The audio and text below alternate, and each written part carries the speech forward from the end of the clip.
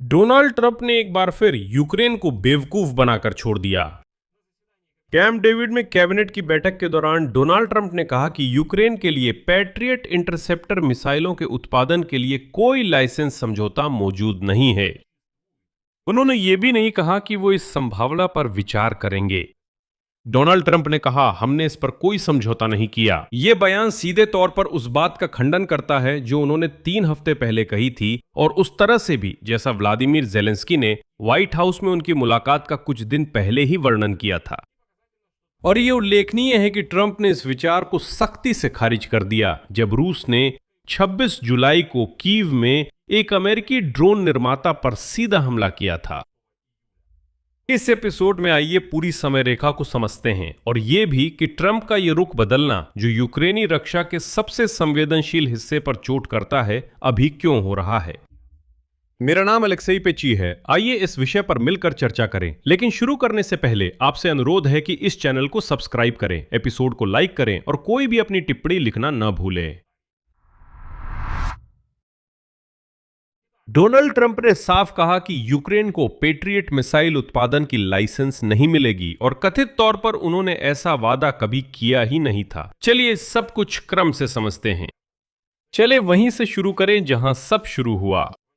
8 जुलाई को अंकारा में NATO summit के दौरान ट्रंप ने ज़ेलेंस्की के सामने खुली बैठक के बाद सार्वजनिक रूप से वादा किया, उद्धरण है, हम उन्हें पेट्रियट बनाने का अधिकार देंगे, हम उन्हें दिखाएंगे कि ये कैसे करना है। ये काफी शानदार है ना। यहां उन्हें से मतलब यूक्रेन है।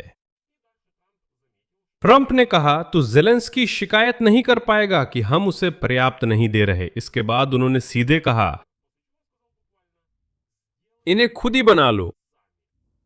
सीधे शब्दों में ट्रंप ने 8 जुलाई को कहा था कि हम इस विचार पर विचार करेंगे, हम सौंप देंगे। जैसे यूक्रेन हमेशा शिकायत करता रहता है कि हम उन्हें पर्याप्त हथियार नहीं दे रहे हैं, तो लीजिए लाइसेंस ले लीजिए, जितनी जरूरत हो उतनी मिसाइलें खुद बना लीजिए। सच तो यह है कि ट्रंप ने तुरंत यह भी जोड़ दिया, उद्धरण है, हमने अभी तक कंपनी को इसके बारे में सूचित नहीं किया है। जाहिर है उनका मतलब रक्षा ठेकेदार लॉकहीड मार्टिन और RTX से था, जो ये वायु रक्षा प्रणालियां बनाते हैं। ट्रंप ने सार्वजनिक रूप से यूक्रेन को लाइसेंस देने की घोषणा की, लेकिन कंपनियों से तब तक कुछ नहीं पूछा था। यूक्रेनी पक्ष ने इसे वास्तविक राजनीतिक निर्णय माना, और हम जानते हैं कि सबसे अहम यही दहलीज पार करना है। आगे सिर्फ तकनीकी बातें बचती हैं, समझौता करना, दस्तावेजों पर हस्ताक्षर करना, उत्पादन की व्यवस्था करना और इसी तरह की बाकी बातें। राजनीतिक पहलू हमेशा सबसे कठिन होता है। यूक्रेनी अधिकारी तुरंत पेंटागन और अमेरिकी रक्षा कंपनियों के साथ मिलकर भविष्य की परियोजना के पैमाने, स्थान और औद्योगिक जरूरतें तय करने लगे। कीव इस वादे को जुलाई के अंत तक लागू मानता रहा। यूक्रेन तुरंत ही उत्पादन शुरू करने के लिए भौतिक स्थल तैयार कर रहा था, और जैसा कि आप याद करते हैं, पोलैंड वालों ने भी इसमें शामिल होने की कोशिश की और कहा, सुनिए, चलिए इसे हमारे साथ मिलकर करते हैं। चलिए, लाइसेंस आपके पास रहेगा, उत्पादन पोलैंड में ही होगा। पहले ही 29 जुलाई मंगलवार को देखिए, ज़ेलेंस्की ने व्हाइट हाउस में फिर डोनाल्ड ट्रंप से मुलाकात की। ये ईरान और मध्य पूर्व पर हुई वार्ताओं से अलग था। उस मुलाकात के बाद व्लादिमीर ज़ेलेंस्की ने सार्वजनिक रूप से कहा कि उनकी ट्रंप के साथ अच्छी मुलाकात हुई, और उन्होंने खास तौर पर पेट्रियट इंटरसेप्टर के निर्माण के लिए लाइसेंस पर चर्चा की। वॉशिंगटन में ज़ेलेंस्की ने लॉकहीड मार्टिन के नेतृत्व से भी मुलाकात की, इस रक्षा क्षेत्र की दिग्गज कंपनी से जो इन मिसाइलों के निर्माण के पीछे हैं। ऐसा लग रहा था जैसे राजनीतिक मुद्दा पहले ही हल हो गया है, सिर्फ तकनीकी बातें बची थीं। लेकिन 30 जुलाई को ही CNBC के अनुसार ट्रंप ने फाइनेंशियल टाइम्स को दिए इंटरव्यू में पहली बार कहा कि उन्हें यकीन नहीं है कि वे यूक्रेन को ये सौंपेंगे या नहीं। इसे बनाने का अधिकार, जैसा उन्होंने कहा, यह बेहतरीन हथियार है। और अगले ही दिन शुक्रवार 31 जुलाई को कीव में मंत्रिमंडल की बैठक में कैंप डेविड में ट्रंप की बयानबाजी में 180 डिग्री का पूरा बदलाव देखने को मिला। आगे मैं उद्धृत करता हूं, हमें बहुत सावधान रहना पड़ता है कि हम किसी को भी इसे बनाने की अनुमति दें। बहुत सतर्क रहना चाहिए, लेकिन बहुत सावधानी भी बरतनी चाहिए। तो बात यह है, हमने इसके बारे में कोई समझौता नहीं किया है, हम इस पर चर्चा कर रहे हैं, लेकिन ऐसी तकनीक देना एक कठिन बात है। और फिर ट्रंप ने सीधे शब्दों में जोड़ा कि उन्नत सैन्य तकनीकों के प्राप्तकर्ता उद्धरण एक दिन तुम्हारे खिलाफ भी हो सकते हैं। हाँ, ट्रंप ने सीधे शब्दों में कहा कि वो यूक्रेन को तकनीक देने से डरते हैं, क्योंकि उन्हें डर है कि यूक्रेन किसी वक्त कथित तौर पर अमेरिका के खिलाफ जा सकता है। सोचिए, ये ट्रंप के अंकारा में दिए गए अपने ही सार्वजनिक वादे और 28 जुलाई को व्हाइट हाउस में मुलाकात के बाद ज़ेलेंस्की द्वारा बताई गई उसी मुलाकात के विवरण का सीधा विरोधाभास है। ट्रंप का बयान ज़ेलेंस्की के विवरण और व्हाइट हाउस में मुलाकात का विरोध करता है, जिसमें ज़ेलेंस्की ने कहा था कि ट्रंप ने लाइसेंस देने पर सहमति दी थी, लेकिन यह दिखाता है कि ट्रंप ने अचानक, माफ कीजिए, पलटी मारनी शुरू कर दी जब यह बात सार्वजनिक रूप से सामने आ गई कि 26 जुलाई की रात कीव पर हमले के दौरान रूसी संघ ने अमेरिकी कंपनी टर्मिनल ऑटोनोमी के कारखाने पर बैलिस्टिक मिसाइल से हमला किया, जो ड्रोन बनाने का काम करता है। दावा किया जाता है कि इस अमेरिकी यूक्रेनी कंपनी में हर महीने विभिन्न प्रकार के 1000 तक ड्रोन बनाए जाते थे, जिनमें AQ-400 स्किडका जैसे अटैक ड्रोन भी शामिल हैं, AQ-100 बायोनेट और टोही RQ-100 स्काउट। यह निश्चित नहीं कहा जा सकता कि इसी घटना ने ट्रंप को फैसला बदलने पर मजबूर किया, लेकिन इशारा साफ है। ये अभी यूक्रेन के लिए इतना दर्दनाक क्यों है? पेट्रियट मिसाइलें असल में एकमात्र ऐसी प्रणाली हैं जो रूसी बैलिस्टिक मिसाइलों को प्रभावी ढंग से रोकती हैं, और रूस ने पिछले कुछ महीनों में खास तौर पर बैलिस्टिक मिसाइलों पर ही ज्यादा जोर देना शुरू कर दिया है। पेंटागन के विश्लेषण के अनुसार इंटरसेप्टर की कमी इसलिए भी बढ़ रही है क्योंकि संयुक्त राज्य अमेरिका पहले ही अपने पैट्रियट मिसाइलों के कुल भंडार का लगभग 2/3 हिस्सा खर्च कर चुका है, जिसमें जाहिर है ईरान के साथ युद्ध भी शामिल है। यानी डोनाल्ड ट्रंप का रुख ठीक उसी वक्त बदल रहा है जब खुद अमेरिका के पास इस हथियार का भंडार सबसे ज्यादा कम हो गया है और यूक्रेन की इस हथियार पर निर्भरता सबसे ज्यादा है। यानी हर लिहाज से ये चरम स्तर पर है। अमेरिका के अंदर खुद ट्रंप के इस फैसले पर तीखी प्रतिक्रिया हुई थी।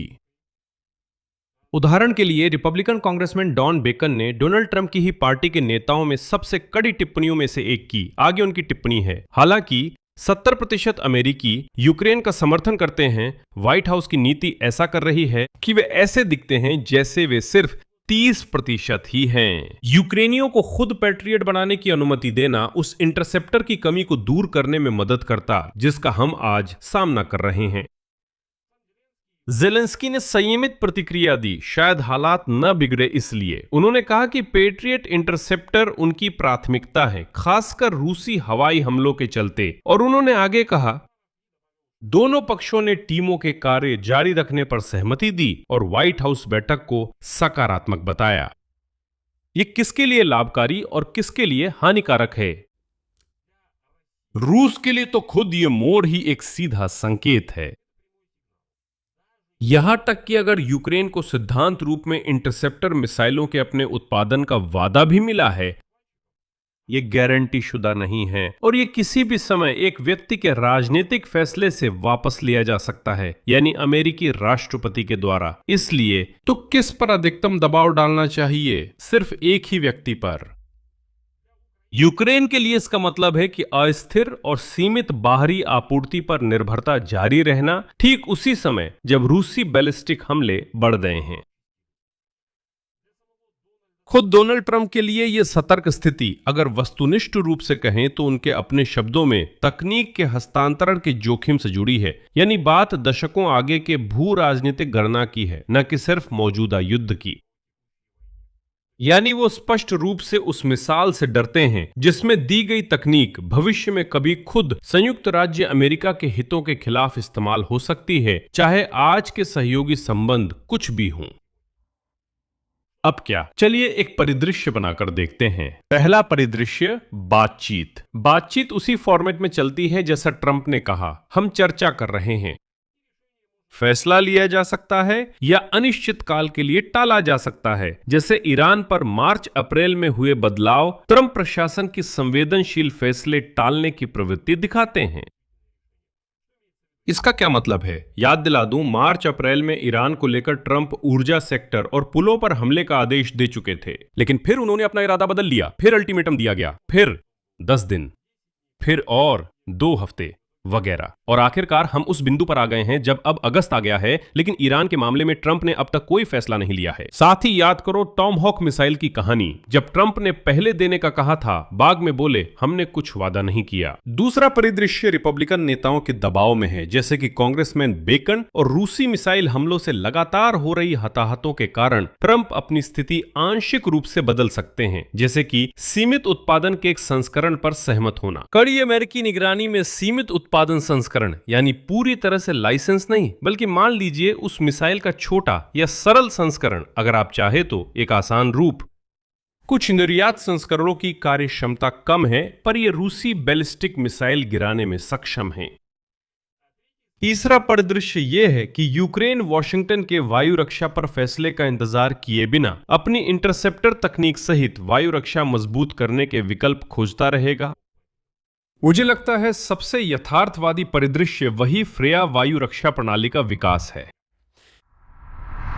नतीजा यह है कि 8 जुलाई को अंकारा में ट्रंप द्वारा किया गया वादा, जिसे 29 जुलाई को ज़ेलेंस्की ने अच्छी मुलाकात कहा और ट्रंप ने दोहराया, 31 जुलाई को ट्रंप ने सार्वजनिक रूप से खारिज कर दिया, और आज भी वही हुआ। और तकनीक की अत्यधिक मूल्य और इस जोखिम के बहाने कि प्राप्तकर्ता इस तकनीक का इस्तेमाल अमेरिका के खिलाफ कर सकता है। ईरान के साथ युद्ध से अमेरिका के पैट्रियट मिसाइलों का 2/3 भंडार खत्म हो गया है, और यूक्रेन की रूस विरोधी मिसाइलों के खिलाफ इस सिस्टम पर निर्भरता बढ़ गई है। असल में लिखित लाइसेंस समझौता जितनी जानकारी खुले स्रोतों से मिलती है, उपलब्ध आंकड़ों के अनुसार कभी अस्तित्व में नहीं था। सिर्फ मौखिक वादा था जो पलटा जा सकता था, और ट्रंप ने उसे वापस ले लिया। इसलिए मैं यहां पर विराम लगाता हूं। अपनी राय, अपने निष्कर्ष इस एपिसोड के नीचे कमेंट पे लिखें। चैनल को सब्सक्राइब करें, बेल आइकन दबाएं और लाइक करना ना भूलें। अगर आप इस YouTube चैनल के काम को सपोर्ट करना चाहते हैं तो आप नीचे दिए गए लिंक और विवरण में किसी भी डोनेशन के जरिए ऐसा कर सकते हैं। बस इतना ही। अपना ख्याल रखें। सबको अलविदा।